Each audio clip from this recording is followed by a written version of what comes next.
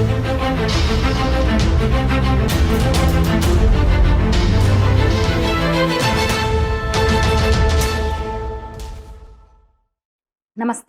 కమ్యూనిస్టుల కరాల నృత్యం ఎట్లా ఉంటుందో ఈ దేశాన్ని చూసే తెలుసుకోవచ్చు. ఎక్కడ సంపద, డబ్బు ఉంటే అక్కడ చేరిపోతాయి ఈ వింత జంతువులు. పేద ప్రజలు అంటారు, విప్లవం అంటారు, సంపద పంపిణీ అంటారు. ఏమీ ఉండదు అక్కడ. ఇప్పుడు మనం ప్రపంచంలోనే అతి ఎక్కువ ఆయిల్ నిక్షేపాలు ఉన్న లాటిన్ అమెరికా దేశం వెనిజులా గురించి మాట్లాడుకోబోతున్నాం. ఎందుకంటే ఆ దేశానికి చెందిన ఉద్యమకారిణి, ప్రతిపక్ష నేతకు ఇప్పుడు నోబెల్ శాంతి బహుమతి వచ్చింది. అందువల్ల ఏంటి నేపథ్యం ఏంటి, ఆమె ఏం ఫైట్ చేసింది అంటే, నోబెల్ ఇస్తూ అన్నది ఏంటంటే ఆ దేశంలో ఒక నియంతృత్వ పాలన మీద, నియంతృత్వ పాలకుడి మీద, నియంత మీద ఆమె ఫైట్ చేసింది కాబట్టి, ఫైట్ చేస్తూ వస్తుంది కాబట్టి ఇంకా నియంత పాలనలోనే ఉంది ఆ దేశం. అందుకని ఆమెకు నోబెల్ శాంతి బహుమతి ఇస్తున్నట్టు నార్వే నోబెల్ కమిటీ అయితే ప్రకటించింది కదా. అందుకని మనం అవి మాట్లాడుకుందాం అనమాట. అట్లా తవ్వుతున్న కొద్దీ క్రూడ్ ఆయిల్ వస్తూనే ఉంటుంది అక్కడ. డబ్బే డబ్బు. మరి విప్లవం కూడా వచ్చేసింది. అంటే 90 నాటి ముచ్చట. అక్కడి నుంచి మనం వద్దాం. ఆర్థిక సంక్షోభం, అవినీతి, అసమానతలు పెరిగినాయి, ప్రజల్లో తీవ్ర అసంతృప్తి. అప్పుడే తెర మీదకి వచ్చాడు హ్యూగో చావేజ్ అనే మాజీ సైనికాధికారి. కొంత మంచి మిగిలిన సింహభాగాన్ని ఉంచుకోవాలనే కమ్యూనిస్టు దయ్యం పట్టుకుంది అతన్ని. నిజంగానే కమ్యూనిజం ప్రారంభం మురిపం అట్లనే ఉంటుంది కదా. చమురు ధరలు పెరిగినాయి. అదృష్టవంతుడు మరి చావేజ్. అతను రాగానే చమురు ధరలు పెరిగినాయి. 1998 నుంచి 2000 సంవత్సరం కల్లా, అంటే 2 ఏళ్లలో రోజుకు 3 మిలియన్ల బ్యారెళ్ల ఉత్పత్తి జరిగింది. ఇంకేముంది? ఉచిత ఆరోగ్యము, ఉచిత విద్య, గృహ నిర్మాణ పథకాలు, సంక్షేమ పథకాలు, ఉచిత ఆహారం పేదలకు, ప్రైవేటు సంస్థల జాతీయకరణ, ప్రభుత్వంలో విలీనం చేయడము, ఇట్లా రొడ్డకొట్టుడు పనులన్నీ చేసేసింది చావేజ్ సర్కార్. సరిగ్గా దశాబ్దం ఆ మురిపం సాగింది. సరిగ్గా 10 ఏళ్ళు నడిచిందైంది. ఆ టైంలో మన భారతదేశంలో కూడా భారత కమ్యూనిస్టు పార్టీ, భారత కమ్యూనిస్టులు కూడా శ్రీకాకుళం మొదలు సిర్పూర్ వరకు చావేజ్ చావేజ్ అంటూ ఊరేగింపులు కూడా తీశారు ఇక్కడ. అట్లా బొలివేరియన్ రెవల్యూషన్ అనే ఒక సోషలిస్ట్ విధానాలతో ప్రారంభమైంది. కానీ క్రమంగా అథరిటేరియనిజం వచ్చేసింది. అంటే అధికారవాదానికి మారింది అది. చావేజ్ మరణించాడు 2013లో. అంటే కొంతకాలం అట్లా తన హవా సాగింది. 2013లో చావేజ్ మరణించిన తర్వాత నికోలస్ మాదురో అధికారం చేజెక్కించుకున్నాడు. అట్లా నియంతృత్వం పెరిగింది, కర్కశత్వాలు పెరిగినాయి. టైం చూసుకొని ప్రకృతి కాటేసింది. చమురు ధరలు డమాలన్నాయి. సంక్షేమం కొండెక్కింది. అన్ని ఆగిపోయినాయి స్కీమ్స్ అన్ని. రోజువారీ చమురు ఉత్పత్తి 1 మిలియన్ బ్యారెళ్ల కంటే పడిపోయింది. అప్పుడు రోజుకు 3 మిలియన్ బ్యారెళ్లు అనుకున్నాం కదా. ఇప్పుడు 1 బిలియన్ బ్యారెల్కి పడిపోయింది అనమాట. అట్లా కమ్యూనిజం దెబ్బకి విదేశీ పెట్టుబడులు కూడా ఆగిపోయినాయి, రాకపోకలు ఆగిపోయినాయి. అట్లా ఇన్ని కారణాలు, రాజకీయ, ఆర్థిక, సామాజిక అంశాలన్నీ కలిసి ఆ దేశంలో వెనిజులాలో ఒక నియంత పాలనకు దారితీసినాయని చెప్పొచ్చు. అంటే చమురు ఆధారిత ఆర్థిక వ్యవస్థ అది, పెట్రోస్టేట్ అది. అలాంటి దేశంలో తీవ్రమైన ఆర్థిక సంక్షోభం. దేశ ఆర్థిక వ్యవస్థలో 90% చమురు ఎగుమతులపై ఆధారపడిందనమాట. దీంతో మరి 2014లో చమురు ధరలు అట్లా పడిపోవడంతో ఆర్థికంగా కుప్పగూలింది ఆ దేశం. చావేజ్ మదురో పాలనలో సోషలిస్ట్ విధానాలు ఉండేవి, చెప్పాను కదా. జాతీయకరణ, ధరల నియంత్రణ, ఇవన్నీ ఉండేది. ఆ ప్లేస్లో అవినీతి, విపరీతమైన అవినీతి. ద్రవ్యోల్బణం పెరిగింది. 2018లో ద్రవ్యోల్బణం 1,30,000. అంటే అర్థం చేసుకోండి, తిండి దొరకని పరిస్థితి ప్రజలకు, మందులు లేవు ఏదన్నా అయితే. ఇక లక్షల్లో వలస వెళ్ళారు. ఒక అంచనా ప్రకారం 50 లక్షల మంది జనం వలస వెళ్ళారు. ఇది అంతర్జాతీయ కుట్ర అని గగ్గోలు పెట్టాడు మదురో. ఇప్పుడున్న నియంత, ఇప్పుడు కూడా అతనే ఉన్నాడు అక్కడ.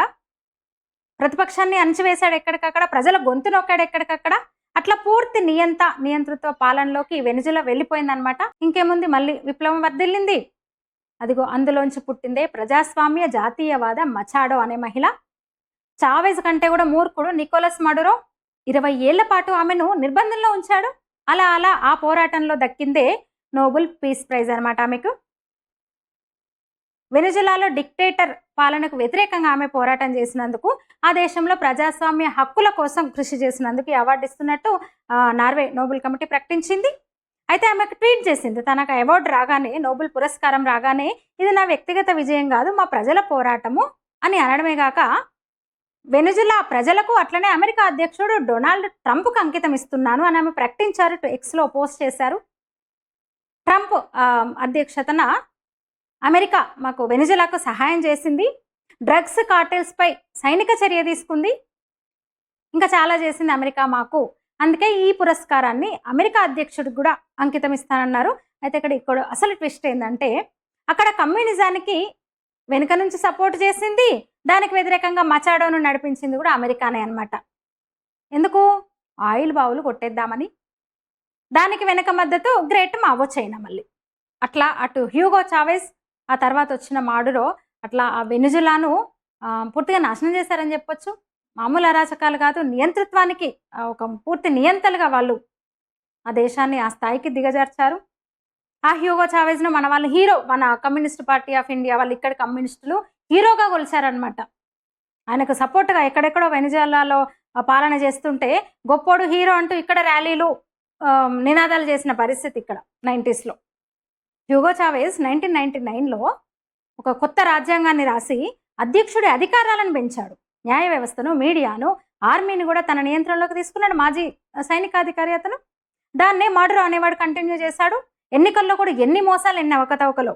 ఇక సుప్రీంకోర్టు, ఎలక్షన్ కమిషన్లు పూర్తిగా తన ఆధిపత్యంలోకి, అంటే తన అనుచరులను అక్కడ పెట్టి తన అనుచరులతో వాటిని భర్తీ చేసి న్యాయ వ్యవస్థను, అట్లనే ఈసీని కూడా ప్రతిపక్షాల గొంతు నొక్కారు. ఇంకా మీడియా మీద కూడా, మీడియా మీద దాడులు, ప్రతిపక్ష నాయకుల మీద దాడులు, వాళ్ళని జైలుకు పంపించడము, అవినీతి కూడా మామూలుగా లేదు. అట్లా రష్యా, చైనా, ఇరాన్, క్యూబా నుంచి అంటే సైనిక సాయము, అప్పులు, ఆయుధాలు ఇవన్నీ కూడా వచ్చినాయి. అదే టైంలో అమెరికా సంక్షన్లు, రాజకీయంగా ఆర్థికంగా విధించిన నిషేధాలు పూర్తిగా వెనిజులా స్థితిని మరింత దిగజార్చినాయి, సంక్షోభాన్ని మరింత పెంచినాయి అన్నట్టు చెప్పిన కదా. 1998లో చావెజ్ అధికారంలోకి వచ్చిన తర్వాత 99లో కొత్త రాజ్యాంగాన్ని ఆమోదించి ప్రజాస్వామ్యం నుంచి పూర్తిగా ఒక నియంతృత్వం వైపు, దాన్ని మొదటి దశ అని చెప్పొచ్చు. అధ్యక్ష అధికారాలు పెంచడము, జాతీయకరణలు, మీడియా మీద దాడులు, సోషలిస్ట్ విధానాలు అప్పుడు ప్రారంభమైనాయి. ఇక చావెజ్ మరణం తర్వాత మడురో ఆ ఎన్నికల్లో 51% ఓట్లతో అధికారంలోకి వచ్చాడు. ప్రతిపక్షము ఆరోపించింది అసలు ఎన్నికలు సజావుగా జరగలేదు, అవకతవకలు జరిగినాయి, మోసం జరిగిందని ప్రతిపక్షాలు ఆరోపించినా సరే తను ఇంకా పాలన పగ్గాలు తీసుకొని ఒక డిక్టేటర్లా వ్యవహరించాడు. అట్లా ఒక నియంతృత్వ పాలన నడుస్తూ వస్తుంది వెనిజులాలో ఈ క్షణం వరకు కూడా. విచిత్రం ఏంటంటే లాస్ట్ ఇయర్ కూడా 2024 జూలై 28న రిజల్ట్ వచ్చింది. ఎన్నికలు జరిగితే ప్రతిపక్షం అంటే ఇప్పుడున్న ప్రతిపక్షం ఎడ్ముండో గాంజాలెజ్ గెలిచాడు అసలైతే. కానీ లేదు అని నేనే ఇంకా మళ్ళీ ప్రధానిని, నా చేతుల్లోనే ఉంటుంది వెనిజులా అని జనవరి 10న మళ్ళీ ప్రమాణ స్వీకారం చేశాడు మడురో.